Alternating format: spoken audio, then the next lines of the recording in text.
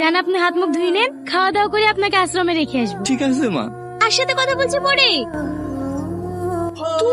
তুমি এনাকে চেনো নাকি মা? এটা আমাদের মেয়ে? না, এটা আমার মেয়ে। তুমি তো ছেলে চাইছিলা, তুমি মেয়ে কোথায় পাবা? এটা আমার আব্বা। হ্যাঁ মা, আমি তোর আব্বা। না, ও তোর আব্বা না। তোমার লজ্জা করছে না বাপের পরিচয় দিতে? সেদিন মেয়ে সন্তান হয়েছিল বলে আমাদেরকে বাড়ি থেকে দূর দূর করে দাঁড়িয়ে দিয়েছিলা। আর মেয়ে এখন ভালো জায়গায় পৌঁছে গেছে দেখি অধিকার জমা দিচ্ছো। না না মায়া, আমি অধিকার নিতে আসিনি। যে মেয়েকে আমি অভিশাপ নিয়ে বাড়ি থেকে দূর দূর করে দাঁড়িয়ে দিয়েছি, তারও দেখার আমি কিভাবে চাইবো? আমি তো ছেলে চাইছিলাম।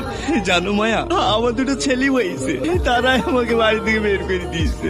আমি সব সময় ভেবেছি শুধু ছেলেরাই পারে বংশের মুখ উজ্জ্বল করতে, কিন্তু না, তুমি দেখে দিয়েছো মেয়েরাও পারে বংশের মুখ উজ্জ্বল করতে। কন্যার সন্তান কোনো অভিশাপ না, কন্যার সন্তান হলো আশীর্বাদ, যারা মা বাবাকে সারা জীবন আগলে রাখে। আমি অনেক সুখী মায়া, তোমাদের উপর যে অন্যায় অত্যাচার আমি করেছি তার শাস্তি আমি পেয়ে গেছি।